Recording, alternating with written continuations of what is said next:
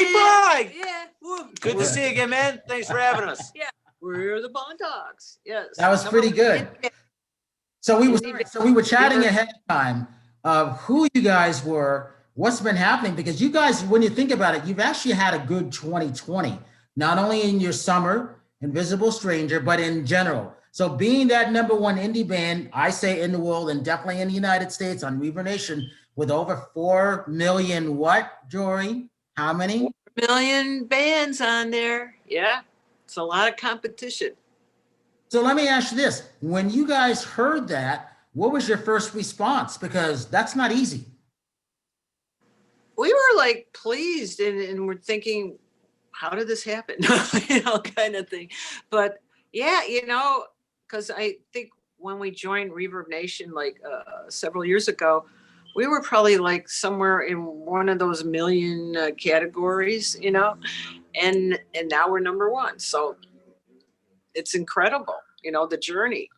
Yeah. So, Mario, when you first talk about, first of all, Mario, introduce yourself, where you came from, all of that above. Go ahead.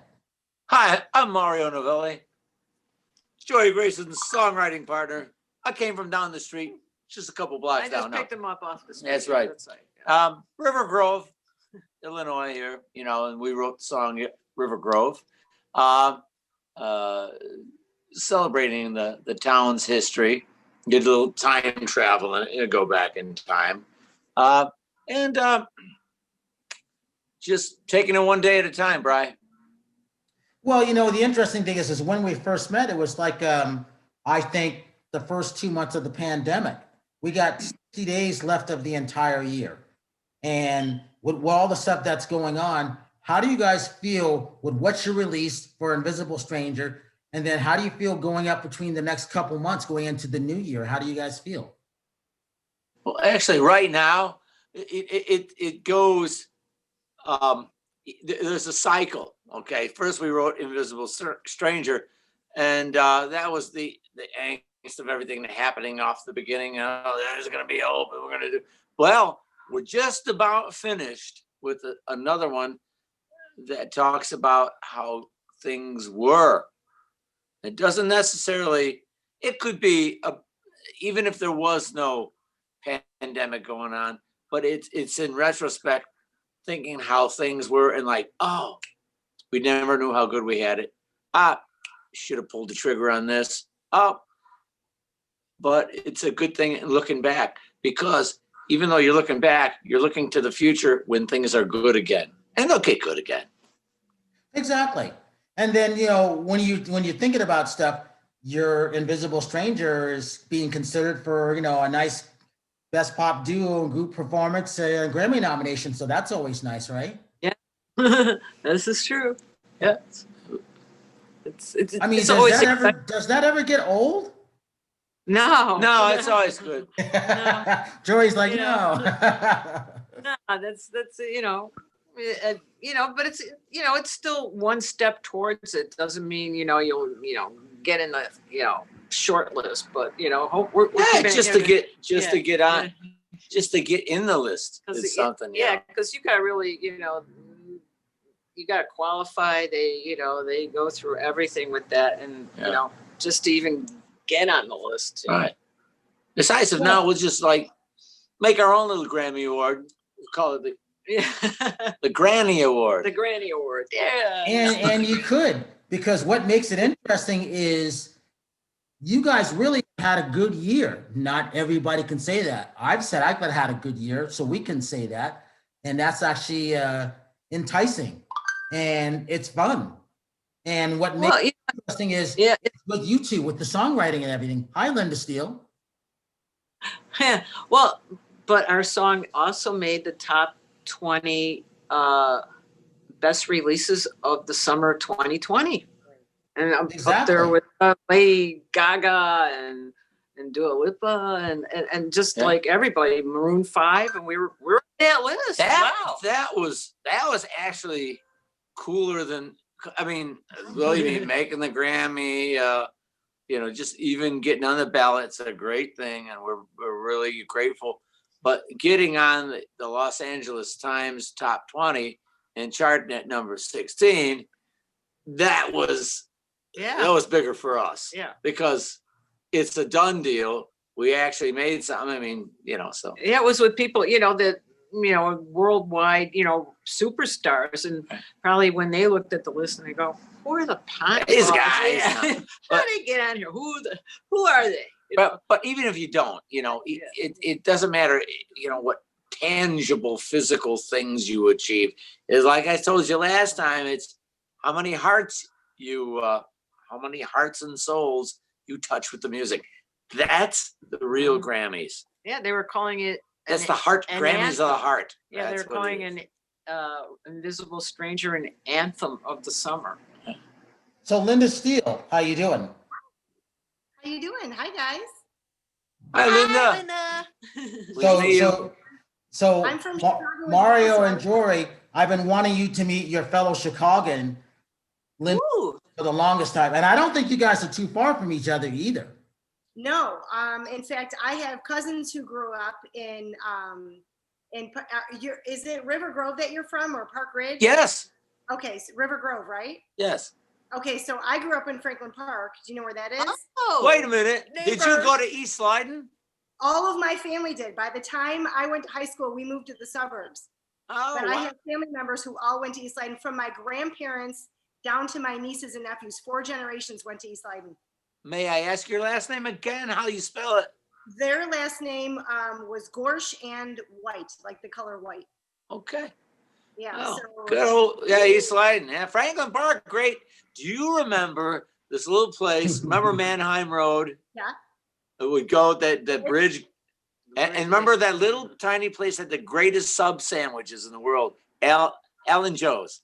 Oh yeah, of course, Alan Joe's. Oh, was Everybody that? knows It was little, you had to there was no easy way to get there. right, Was- right. Oh my gosh, that's so funny. So I'm in this Facebook group called something like If You Grew Up in Franklin Park.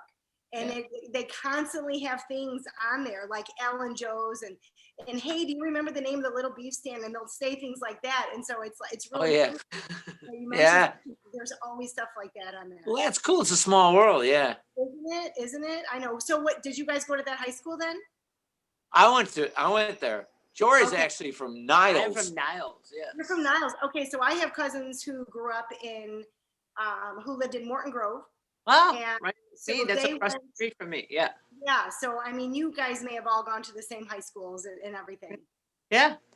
It's cool. Small You world. know, I got a buddy of mine. Go ahead. I almost texted my cousins, as a matter of fact, to ask if they were familiar with you, because my one cousin, he now lives in Minnesota, but he's been in a band since he was in high school. I mean, they're like, that was a big thing when you went to like, what is it? What was East? The high Niles? school by Lutheran General Hospital.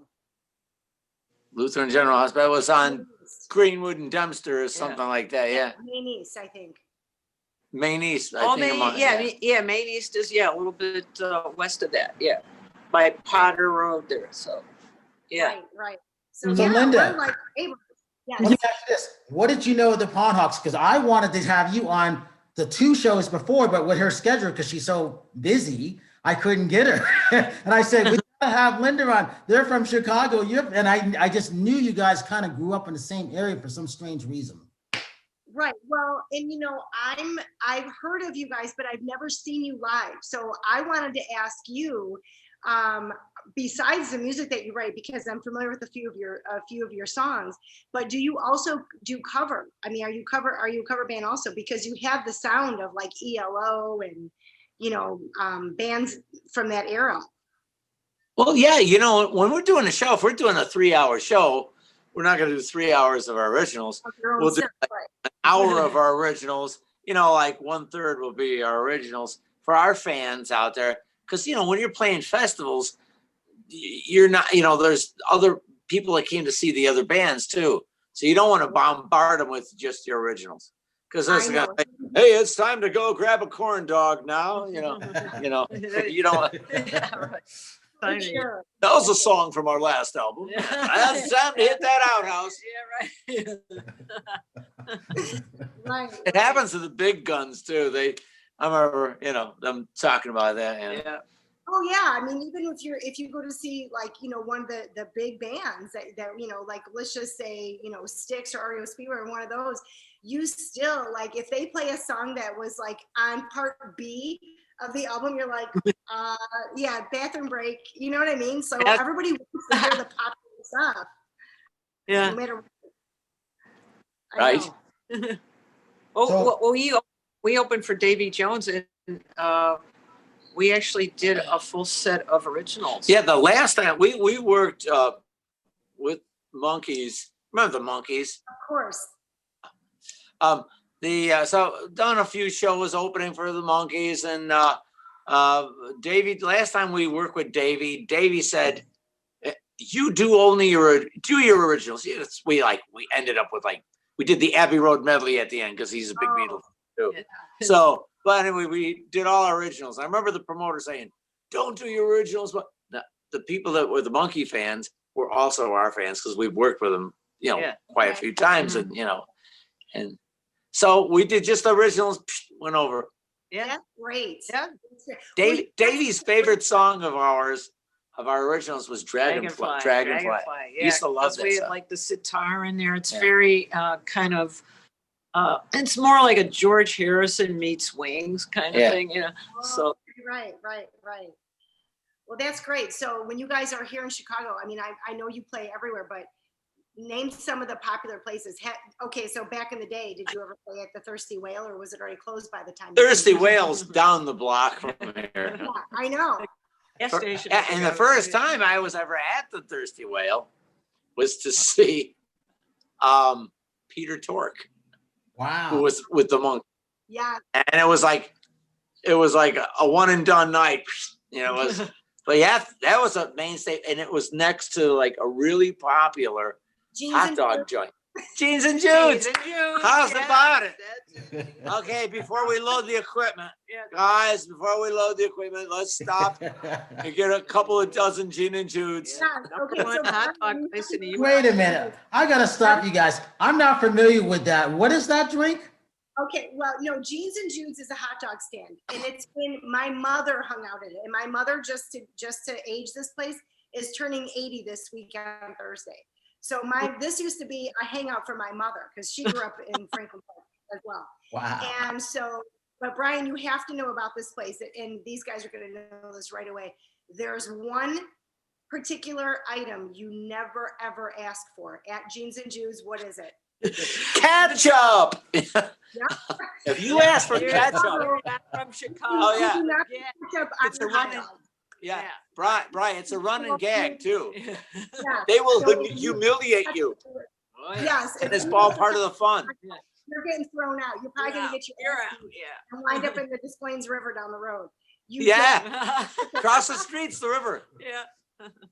All right, Linda. What a small world, huh? You got to tell the Pondhawks what you do. So I'm well, if I had to sum it up in one line, I transform people's lives through health and fitness. That's a one-liner of what I do. But I've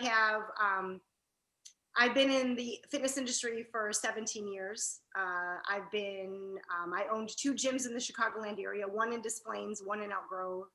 And Des Plaines is right down the road from Jeans and Judes as well. I've been working with clients, like I said, from way back when. I started in about 2003 is when I started. And I was the top trainer at Bally's, which is a gym, national gym chain. Out of 4,500, I ranked their #1 female. And I still work with clients today. I sold my gyms, but I still work as an independent trainer. And I do online training, and I work with nutrition. I also work with people who have, they're working through rehabilitation for prior injuries or recovering from injuries or surgeries and so forth. That's good. Very nice. Yeah. A lot of stuff. I've done fitness modeling, bikini modeling over time, and I'm on. You do fit.live. weightlifting too, or?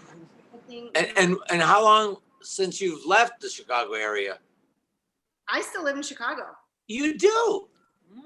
Oh, okay. What? And you're in the burbs? I'm in Bloomingdale now. Yeah. Oh yeah. Okay. Yeah. Cool. So I'm, The small world. and we all wonder why we're still here, especially on, during this time of year when it's about to get become Oh, yeah. winter. But this is where my whole family is, and this is where we all are, and this is where we. Well, that's cool. Hey, Jory. Yeah. So I've been That's it, telling it's home. everybody.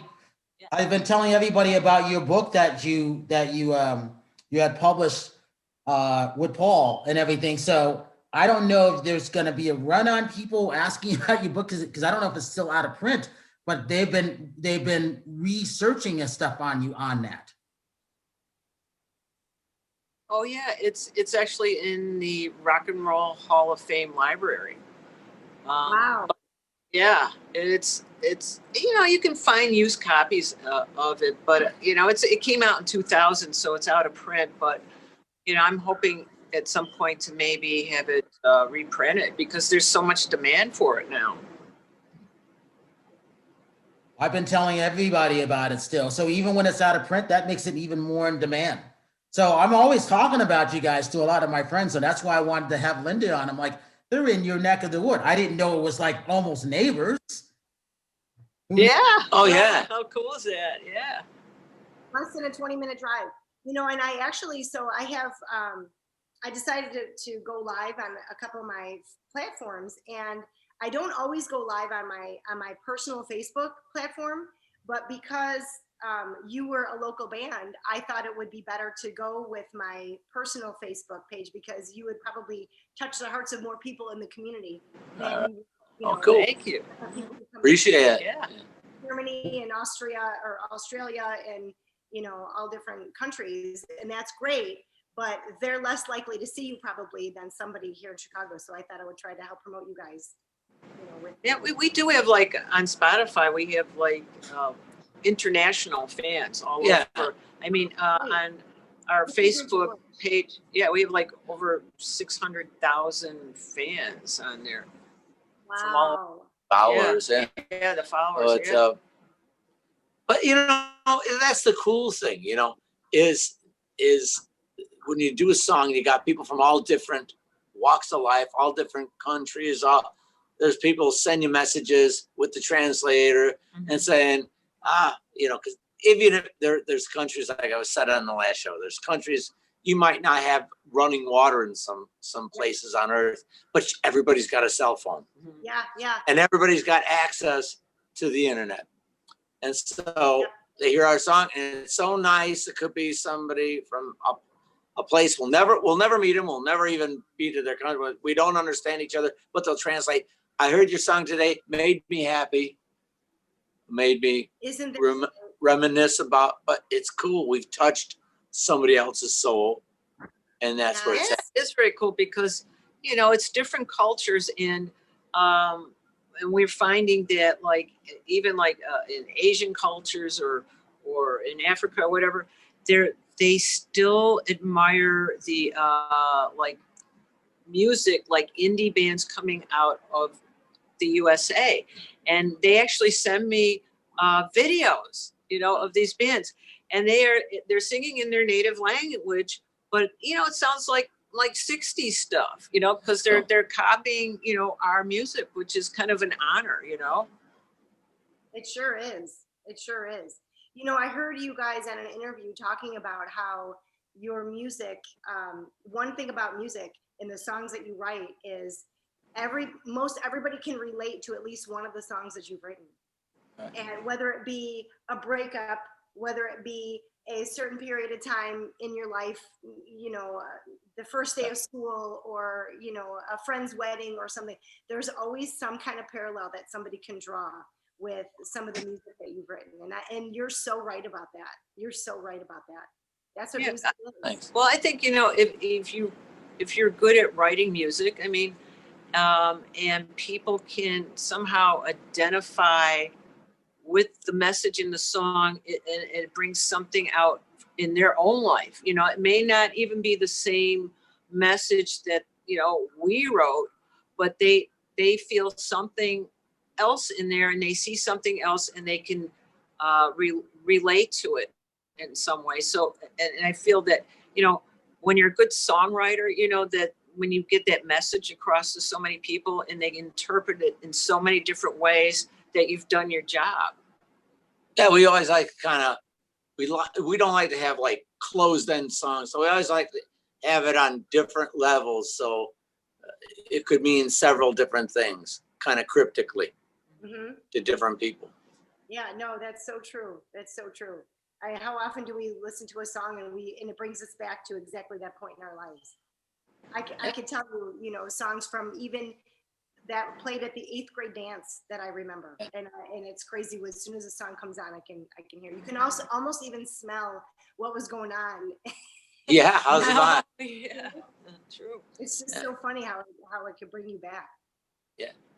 Yeah, it's the music of your life, you know. It's how you when you hear a song, it's like, oh yeah, that's when I was like a teenager or something, you know. It brings back all those memories. It's the soundtrack of your life. I mean, like you say, even you walk by, somebody's mowing the lawn and you smell the grass, and all of a sudden, I remember being a kid, and you know, Say, get off my lawn. get off my lawn. Get off my lawn. Or I'll throw a Pondhawk album at you. Yeah. Get off. I had that kicking everyone off the lawn, by the way. People would walk and he would be, because he'd be the guy on his hands and knees picking weeds. And it was so crazy. So if somebody walked across the lawn, it was so disrespectful to him. We had one on the block. Get off of my lawn. Yeah, now it Hey, happens Mario. to us. What have you been hearing from a lot of your fans from around the world on what they've been going through? Because you talked earlier that your songs are accompanying to them. What's the feedback been, especially on your latest album, would you say, or CD, would you say? So far, it's been pretty good. Some friends like across the pond over like in England, you know, they're like us. A lot of our friends are become friends, you know, and they're friends we've never met, maybe never will, but you know, they're into the same happenings. You know, they're all wearing the masks. They're all going through a life change, and they're all going. They all have that hope behind their, you know, in them. Like, another 6 months or another few months or maybe another year. But there's always that hope. And I noticed a lot of them, and I just noted this. It's funny you should say this. This weekend, a lot of them turned to nature. Interesting. A lot of them, they'll send, like I dug a pond out in my backyard, you know, and we're, like I said, we're into nature and all that. And they'll say, here's a picture of my pond. Or here, I took a walk in the woods here in England or wherever in Germany, and I took a walk, and I go, that's cool. And it's a little different trees, a little different wildlife, different birds, but it's cool. And it's all the same. It's all the same, even though it's all different. There's that common denominator. Well, you know, I think also with COVID, you know, a lot of people are not working, they're staying home. So they have a lot of time, you know, and they're out there doing stuff they would have normally not been able to do because of, you know, jobs or whatever. And yeah, another thing, you'd be out there walking around nature, you know, you're like, wow, True. you know, it's like another experience, but it's like a positive thing that you will remember, you know, when this is all gone, that you got to do all these things and see things and actually, you know, you meet your neighbors too. You know, everybody's out there with a mask, and you know, and you're all feel like you're one big family. You know, we're all, you know, going through this together and stuff. And you wanna, you know, it's easy for panic and havoc to reap or unity, and you gotta try to grasp the unity. Forget about that havoc. Bring it over here. Bring it into unity. We're all in this. Like I said, we're all in this soup together. Let's hang in there. But one of the I'm sorry. Go ahead. I'm sorry. I was going to say, everyone has their own individual story. So not everybody thinks, you know, everyone takes their own story so personally, and it is personal because whatever situation I'm in is certainly not going to be somebody's situation. But what we all could agree on is that we're all going through something potentially agonizing, potentially destructive. Like some of us are going to be starting from zero. Some of us have to start over. And, you know, at the beginning, when I first started doing these broadcast with Brian, well, earlier this year, that is, I used the term reinventing myself, and me and many among me we're all reinventing ourselves because, you know, we used to work in gyms. Well, gyms were closed. Now what? What do we do? You know, you used to go out and play at venues, and now what? Venues are closed. So, Right. you know, And so you have to we're- reinvent. Now we have more studio time. Yeah. I mean, Writing you more gotta music. say, let's take advantage of the studio. One of the we wrote a slew of new tunes while we were in lockdown. One of and there'll always be like the one we're finishing up now. I was saying is about looking back how things were, and we never knew how good we had it. Blah blah, you know, blah blah blah blah. But another one of the ones we wrote was somebody posted online. You know, Michigan Avenue, Chicago, it's big time, you know. Michigan Avenue, middle of the day, deserted. Yeah. A coyote, and you know the coyotes Wow. are all over the place now. Yeah. Coyote walking down Michigan Avenue like he owned the joint, middle of the day. Crazy. Not a person to be. And I go, wow. And that prompted another new song, which we'll work on after we finish this one. But we've begun work on it, but it's got the skeletal structure of it. But yeah, so certain things begat certain art forms. I mean, some people are artists, are painting pictures of it or whatever. So some people out there, you know, clicking the photos, Right. you know. Some people are spending more time with their families, Right. you know, which is what I started to do, which has been Right. great. Not that I didn't spend time with my families already, but it was always, you know, we're always running. Right. And this gave us a chance to not do that. This gave us a chance to kind of settle in, and we're FaceTiming and Zooming with family on holidays. And, you know, so it's just a different way. I'm not going to say I like it. I don't, but it'll do for now. Yeah. Yeah. You know, Yeah. I mean, that was off for, you know, a few months, and it was, you know, it was a lot going through your head, and you try to channel it into something. right. You know, you try. I do miss the day drinking. That was good. At the very That was good.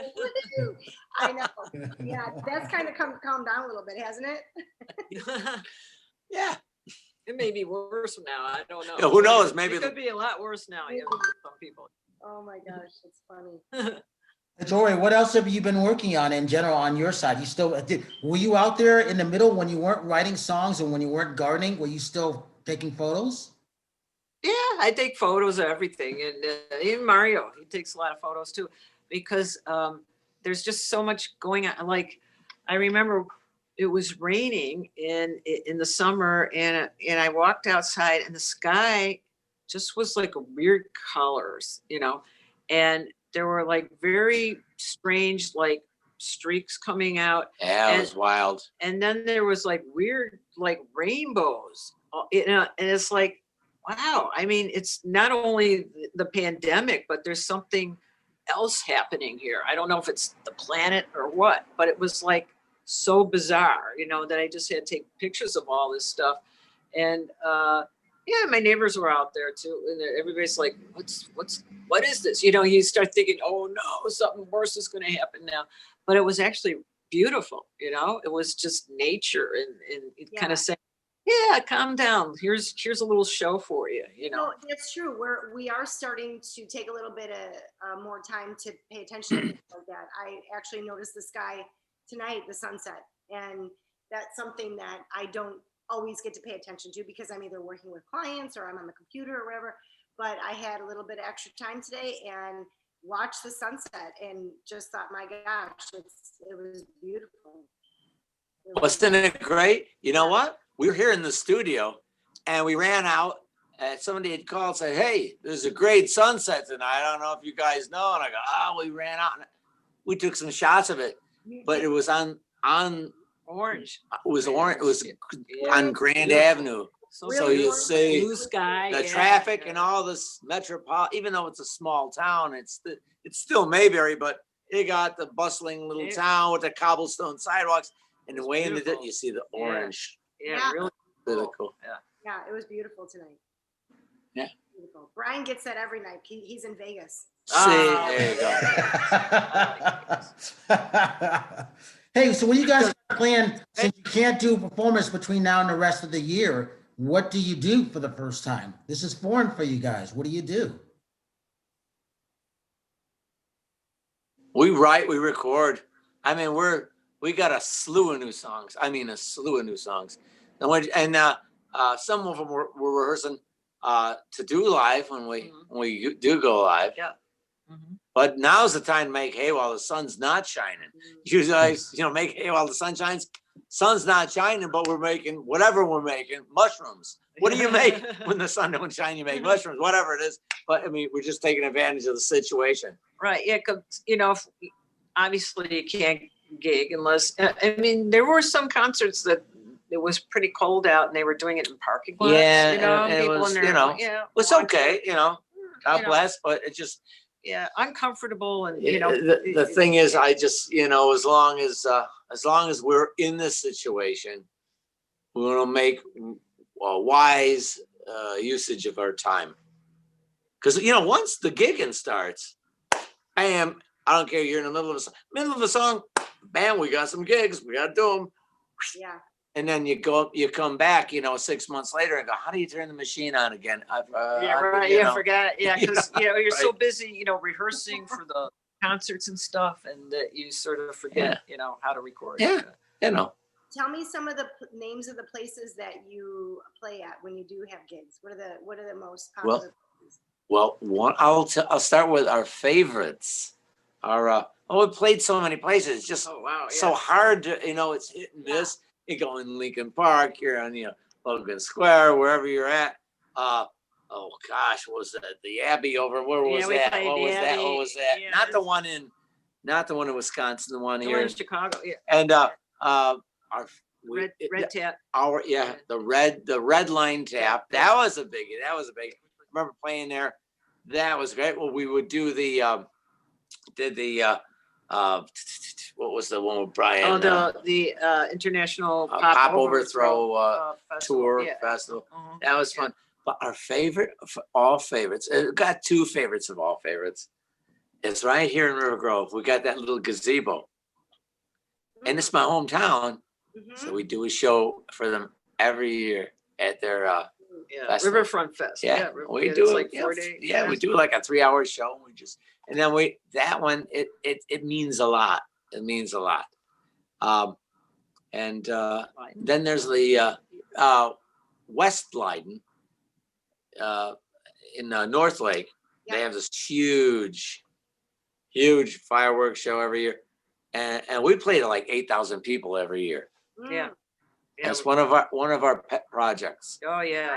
Wonderful Lots of people. Yeah, people turn out. A Yeah. lot of bands came out of West Leiden. The band Survivor. Yeah. Oh, yeah. They're from West Leiden, and I know this because I trained Frankie Sullivan. Really cool. From there, and I'm actually good friends with the family, and because I've trained many of their family members, and I want to say Styx also. Is that right? Am I right about that? Possibly. I mean, it was a while back, but I remember I went to East Leiden, and I remember Styx coming to play at our school because they were already big, but they came back.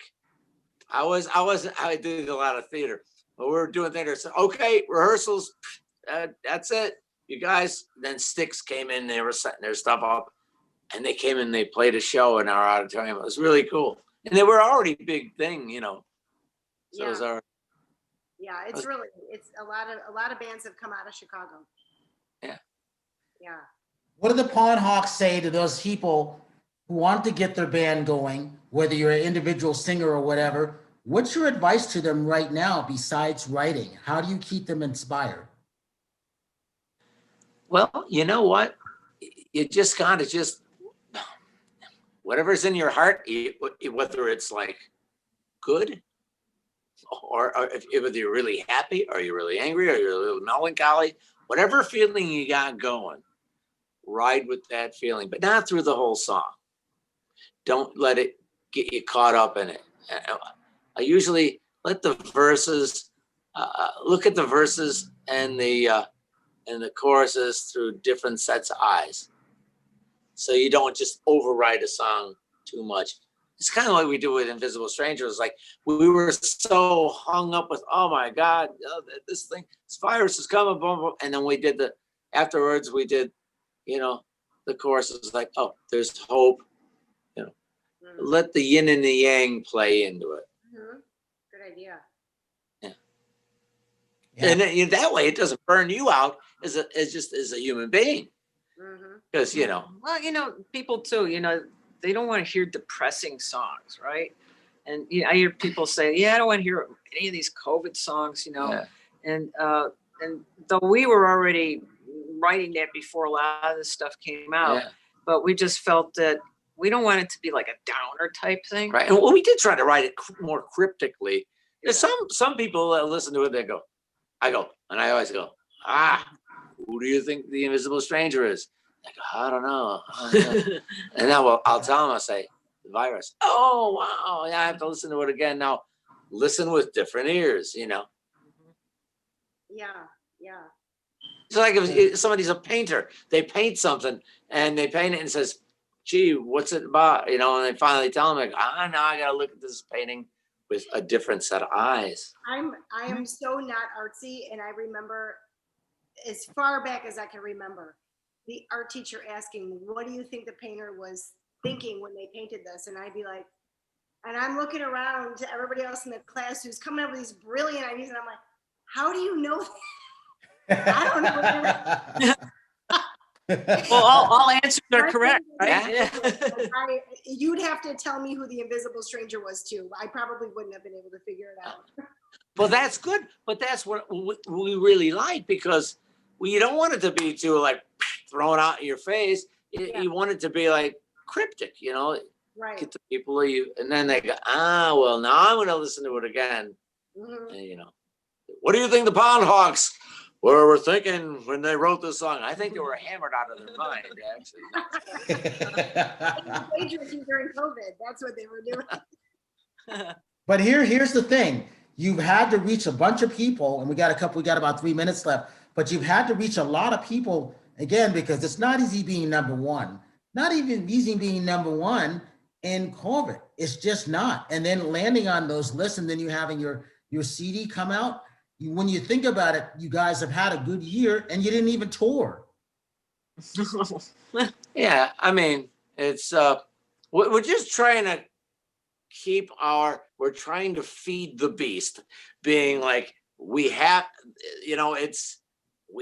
to create, we have to do it, and we have to feed our that thing inside our souls to create. That's the only way that we could keep our art alive, by writing, by producing. We just got to do it. Otherwise, if you don't, you lose it. Oh, here's a great analogy. I mean, like, okay, you do working out, you train people for a living. They'll tell you, if somebody is training, they don't train for 6 months, they're not going to be able to do the same workout you give them, right? Right. So, And it's like that. Yeah. It's like that with writing or anything. If I put my guitar down for 6 months, or if I don't write songs for 6 months, I can't expect to, boom, just get back in the swing of things. You got to keep the wheels going, Right. You're right. In every facet of your life, you have to keep it going. You're absolutely right about that. Right. Thanks. So Linda, who's been chiming in on your live?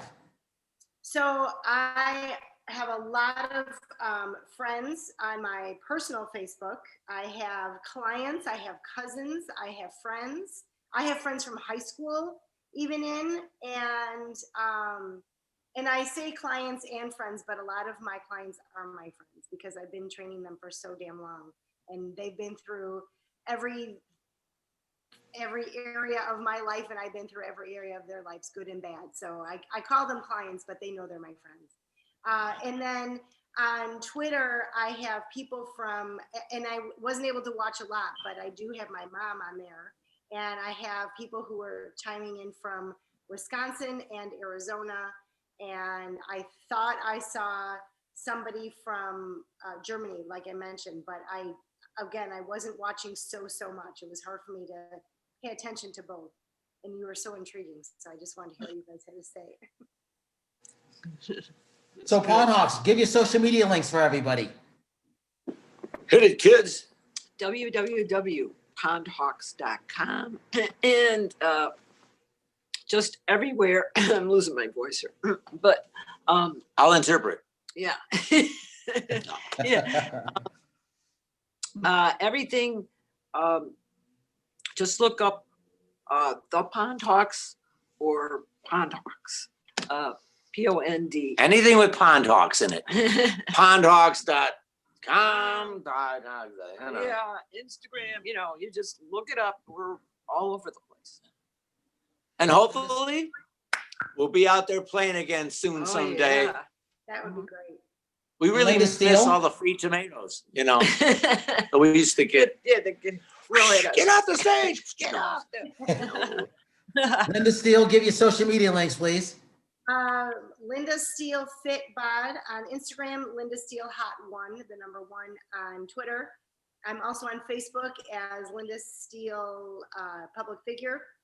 I have a website, lindasteelehotbod.com, and I have a new fitness website coming very soon, and I believe it's Linda Steele Training. And I am super excited about that. It is long overdue. It's been in the works for about a year, and I'm literally starting over. So I'm hoping that we can be moving in the direction and starting now. And as usual, I want to thank you guys, the Pondhawks, because like I said, I tell everybody about you guys. And when we start our Amazon Music, Spotify, and Pandora, and Amazon, I'm going to be talking about you guys first because I like you guys a lot. And Jory, We like you too, Bri. We love you, Brian. and I'm so glad. I'm so glad that Linda was able to chime in because I've been wanting to have her on the show when you guys were on because I just knew you guys weren't too far from each other for some reason. Pleasure to meet you, Yeah. Linda. And then Nice it's too. so cool that you knew all the old Right. restaurant haunts. Yeah. Oh, yes. So with that, I want to say, this is Brian Sebastian, Movie Reviews More. Please subscribe to both of everything that they're all both doing, whether it's the Pondhawks and Linda Steele. And if you see someone without a smile, please give them one of yours because the world needs it. There's a lot of people that are really suffering, and it's up to us to make them feel a little bit better, whether it's their music, whether it's through fitness, or whether it's outlets like this talking about stuff. And the next time we see you, we start everything officially on iHeartRadio, and we look forward to that because Linda's part of our team. And Linda, you look beautiful. And I'm sure your fans and everybody's telling it as usual, but you look really good tonight. Thank you. So with that, if you see someone without a smile, please give you one of yours because the world needs it. I'm Brian Sebastian, and we will see you